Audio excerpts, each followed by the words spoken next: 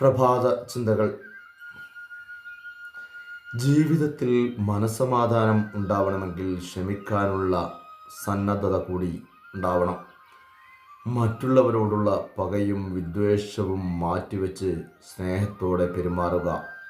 ഏറെ നൊമ്പരപ്പെടുത്തിയവരോടും നുള്ളി നോവിച്ചവരോട് പോലും തക്കം പാർത്തിരുന്നവർക്കിടയിൽ തണൽ മുറിച്ച് മാറ്റിയവരോട് പോലും ക്ഷമിക്കാൻ കഴിയുന്നത് ദൈവികം. ശാന്തതയോടെ പുഞ്ചിരിയോടെ ജീവിക്കണം. നന്ദിയും നന്മയും നിറഞ്ഞ മനസ്സിന് ഉടമയാവണം. ചെറുതാകാൻ തയ്യാറല്ലാത്തവർക്ക് ക്ഷമിക്കാനും മറക്കാനും പറ്റില്ല. വാശിയുടെയും മത്സരത്തിൻ്റെയും വൈരാഗ്യത്തിൻ്റെയും പിന്നിലുള്ളത് ചെറുതാകാനുള്ള മനുഷ്യൻ്റെ വിഷമമാണ്. ദേഷ്യത്തിൽ നിന്നും വേദനയിൽ നിന്നുമുള്ള മോചനമാണ് യഥാർത്ഥത്തിൽ ക്ഷമ. പ്രതിസന്ധികളിലെ ആകർഷണ കേന്ദ്രങ്ങളിലോ തകർന്നോ ഭ്രമിച്ചോ ജീവിതം അവസാനിപ്പിക്കരുത്. അവഗണിച്ചും അതിജീവിച്ചും നമ്മുടെ യാത്രകൾ മുന്നോട്ട് തന്നെയാവണം.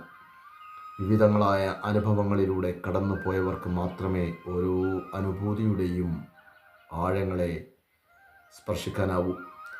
നിരാശ എന്തെന്നറിയാത്തവന് സന്തോഷത്തിൻ്റെ വില മനസ്സിലാവില്ല. ജീവിതം എങ്ങനെ സന്തോഷകരമാക്കാം എന്നതല്ല, ആനന്ദത്തിലും അസന്തുഷ്ടിയിലും ആത്മനിയന്ത്രണം നഷ്ടപ്പെടാതെ എങ്ങനെ പെരുമാറാം എന്നതാണ് പ്രാധാന്യം. കാലം മാറുന്നതിനനുസരിച്ച് പെരുമാറ്റത്തിലും പ്രതികരണത്തിലും മാറ്റങ്ങൾ ഉണ്ടാവണം. മാറാൻ തയ്യാറാവുന്നവരെ ആളുകൾക്ക് നേടിയെടുക്കാൻ കഴിയും. ജീവിതത്തിൽ നന്മകൾ ഉണ്ടാവാൻ നമുക്കേവർക്കും സാധ്യമാവട്ടെ.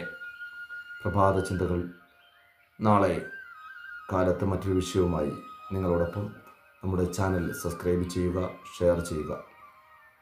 ഏവർക്കും നന്മ നിറഞ്ഞ ഒരു ദിനം ആശംസിക്കുന്നു.